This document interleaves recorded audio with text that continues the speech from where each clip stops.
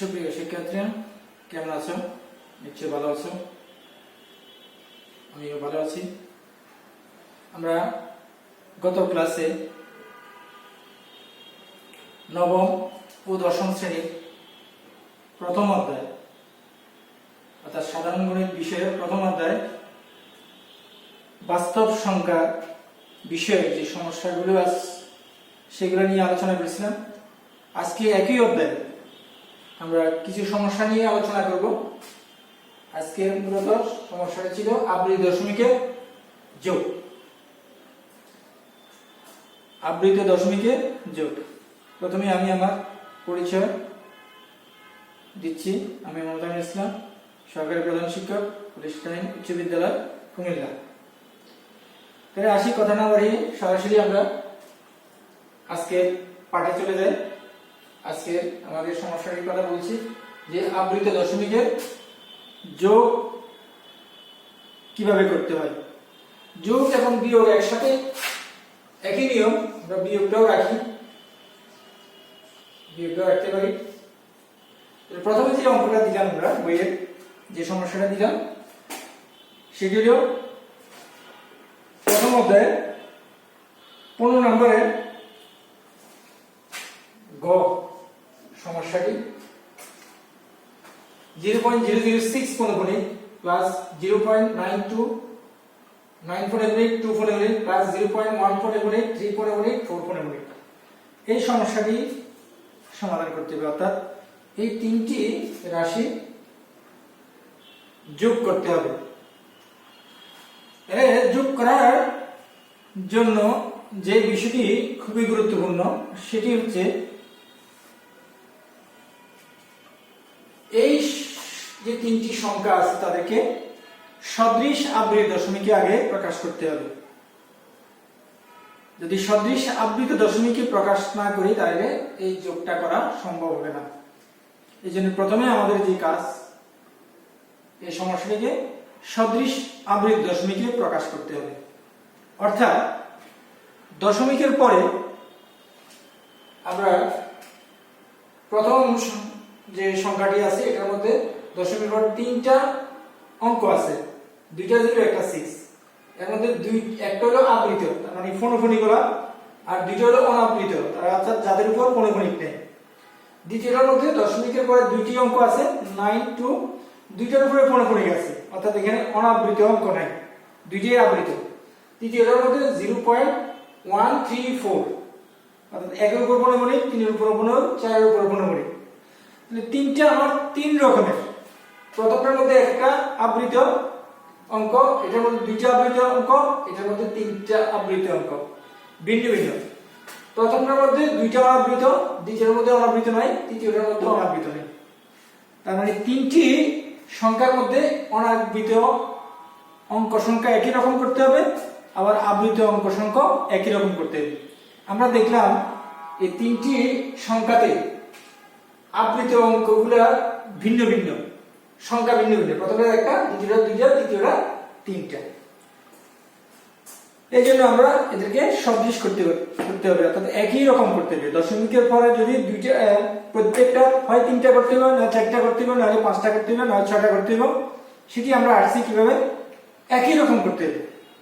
তো এটার জন্য, সদৃশ করার জন্য আমাদেরকে প্রথমেই যেই জিনিসটা দেখতে হবে যে এখানে আবৃত অঙ্ক কটা আছে। প্রথমের মধ্যে একটা, দ্বিতীয়টার মধ্যে দুইটা, তৃতীয়টার মধ্যে তিনটা, অনাবৃত আছে দুইটা। তাহলে এখান থেকে এখানে অনাবৃত অঙ্কের সর্বোচ্চ সংখ্যা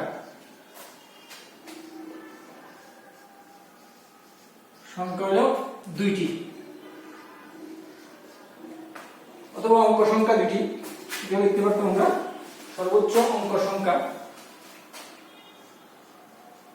সংখ্যা দুইটি। অনাবৃত অঙ্কের সর্বোচ্চ অঙ্ক সংখ্যা হলো দুইটা। এর মধ্যে একটা থাকতে পারতো, এটার মধ্যে তিনটা থাকতে পারতো, যেটার মধ্যে সবচেয়ে বেশি আছে সেটাকে আমরা নিব। আর আবৃত অঙ্ক সংখ্যা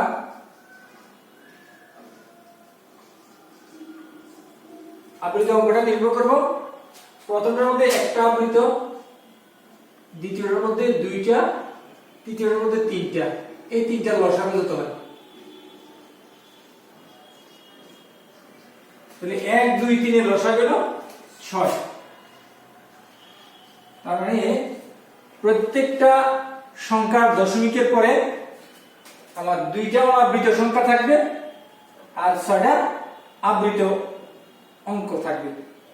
তো টোটাল আবৃত অনাবৃত মিলিয়া 2 আর 6 8টা, অর্থাৎ প্রত্যেক দশমিকের পরে যদি আমি 8টা করতে পারি, 8টা অঙ্ক নিতে পারি, তাহলে এরা সদৃশ হবে।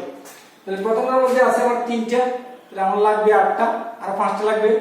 দ্বিতীয়টার মধ্যে আছে 2টা, আমার লাগবে 8টা, তাহলে আরো 6টা।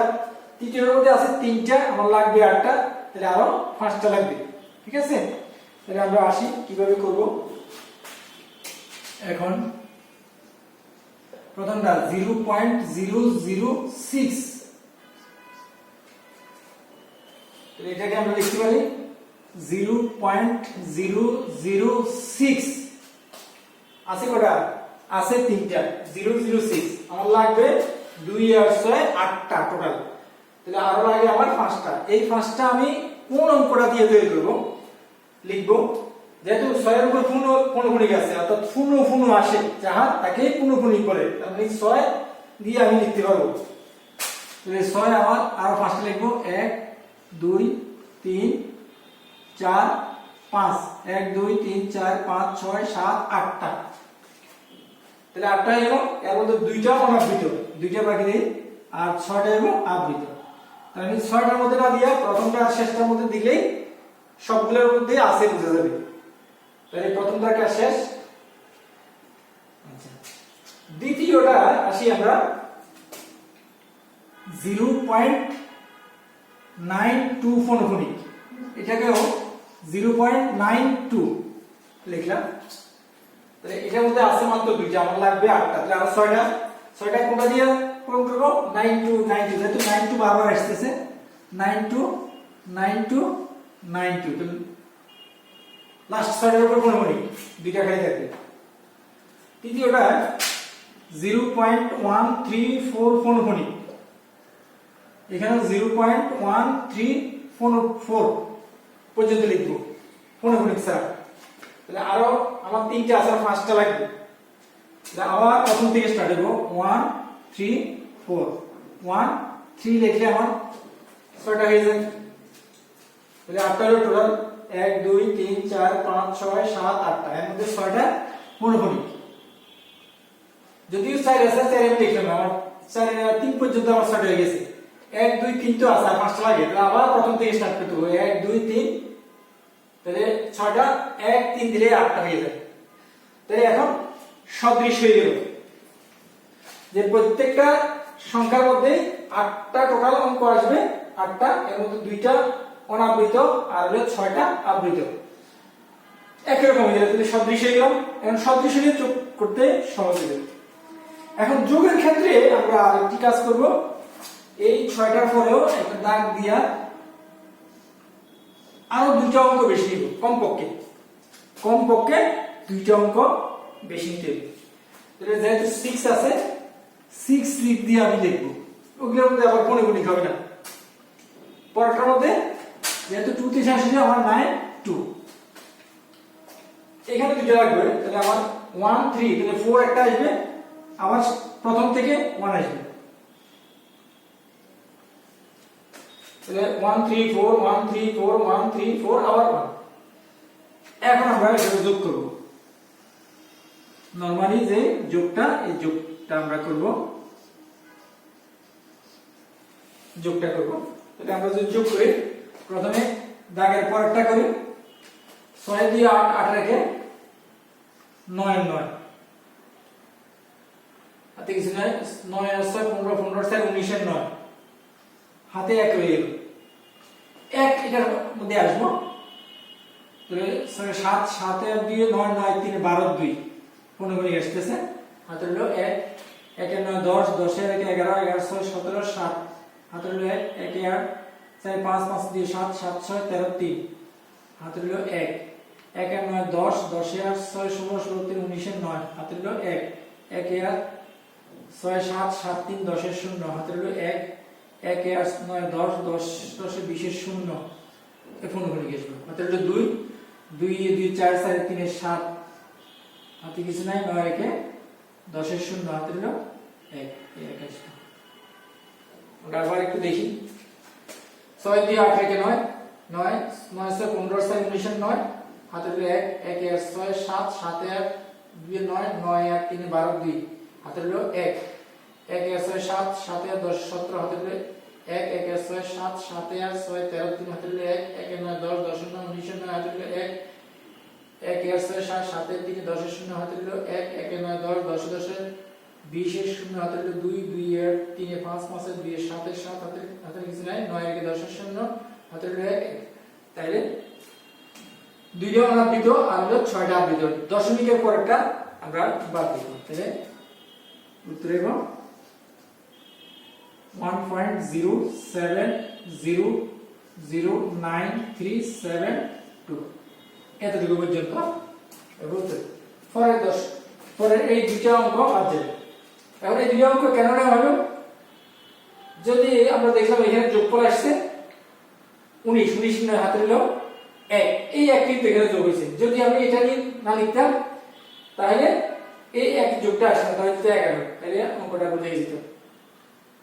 এখন বইতে যে অঙ্কগুলো আছে সেই অঙ্কগুলো কিন্তু এইভাবে করে নাই, একটা অঙ্ক করছে এইভাবে, বাকিগুলো কিন্তু এই দুটো বাদ দিয়া এই দুটো শেষে যে 2 ডিজিট লিখলাম, আমরা দুটো অঙ্ক লিখলাম, এই অংশটা করে নাই, না করে কি করছে 6 আর 3 9 9 2 11 1, 11 1 বসে এই যে হাতে 1 থাকলো, এই হাতের 1টা তো এখানে আসছে, যেহেতু 10 এর বেশি গেছে, পরে আবার 1 যোগ করে দিয়েছে নিচে, সেই অঙ্কটি সম্পূর্ণ ভুল। কারণ হলো এই যে 1 যোগ করলাম আমি, কখনো 2 যোগ করা লাগে, কখনো 3 যোগ করতে হলো, এই যে 1 যোগ করলাম কার সাথে যোগ করলাম, এই যোগটা কিন্তু এই দশমিকের পরে যোগ করছি, তাহলে এই অংশটা হলো দশমিক অংশ বা ভগ্নাংশ, আর আমি যে 1 যোগ করলাম অথবা 2 যোগ করলাম, এইটা হলো পূর্ণ সংখ্যা, তাহলে পূর্ণ সংখ্যা ভগ্নাংশের সাথে যোগ হতে পারে না, এই কারণে ওই যে নিয়মটা করছে সেটা সম্পূর্ণ ভুল, এই ভাবে অঙ্ক করলে কাটা যাবে। কাজে ওই নিয়মটা না করে আমরা যদি এই নিয়মটা করি তাহলে অঙ্কটা সঠিক হবে, বুঝতে পারছি আমরা। তাহলে একাধিক সংখ্যা যোগ কিভাবে করতে হয় আমরা দেখলাম। প্রথমে আবৃত অঙ্কগুলোর সর্বোচ্চ সংখ্যা নিতে হবে, আর অনাবৃত অঙ্কগুলোর, আর আবৃত অঙ্কগুলোর নিতে হবে যতটা আছে তত লসাগুর সমান নিতে হবে, যত হয় অনাবৃত আর আবৃত মিলিয়ে যত হয় দশমিকের পর ততটা আমার তৈরি করতে হবে। কোন সংখ্যা দিয়ে তৈরি করবো, যে সংখ্যাটা ফোনোফোনিকলা এটা দিয়ে বারবার লিখে আমার এই টোটাল সংখ্যাটা নিয়ে যেতে হবে, তারপরে যোগ করে নেব। এখন যদি দুইটা যদি আমরা বিয়োগ করতাম, যেমন আমরা যদি বলে এত বিয়োগ এত, যদি এত বলতে, এখন আমরা আরেকটা অঙ্ক আসি, বিয়োগের কথা আসি।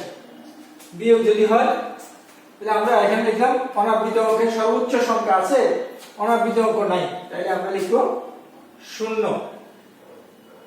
আবৃত অঙ্ক সংখ্যা ধরে 1 বাদ দেব, 2 এবং 3 এর লসাগু হলো 6, তাহলে আমার টোটাল আসবে কত, 0 6 6টা আসবে। তাহলে আমরা দেখি, এটা একটু দেখি আমরা 6টা কিভাবে নিই,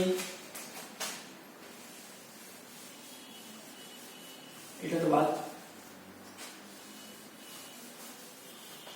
6টা কিভাবে নিব, তাহলে 0.92992 লিখলেই তো 6টা হয়ে যায়, এরপর আরো দুইটা বেশি লিখতে হবে,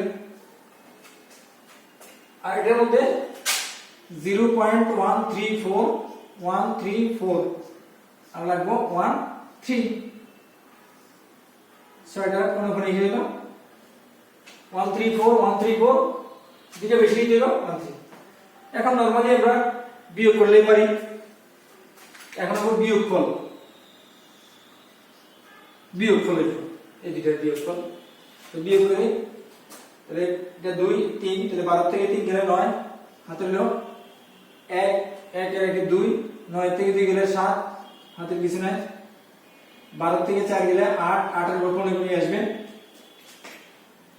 হাতে হলো 1 4 9 থেকে 4 গেলে 5 হাতে হলো হাতে না কিছু 2 থেকে 1 গেলে 1 9 থেকে 4 গেলে 5 এখানে আবার 12 থেকে 3 গেলে 9 হাতে হলো 1 1 এর আগে 2 9 থেকে 2 গেলে 7 তাহলে 15 লিখি তাহলে উত্তর হবে এটা বাদ দিয়ে দিই আমরা 0.7951558 এটা ছয়টায় পুনঃপুনি হয়ে গেল একই নিয়মে প্রথমে আমরা সদৃশ করে নিছি এত বিয়োগ এত সদৃশ করে নিছি অনাবৃত আবৃত দিয়া সদৃশ করে নিলাম সদৃশ করার পরে বিয়োগ করে দিলাম আগের যোগের যে নিয়মে করছি আমরা একই নিয়মে আমরা বিয়োগটা করে ফেললাম শেষের দুই ডিজিট বাদ দিয়ে যে অংশটা থাকে সেটি হবে বিয়োগ ফলের দ্বিতীয় সংখ্যা তাহলে আমরা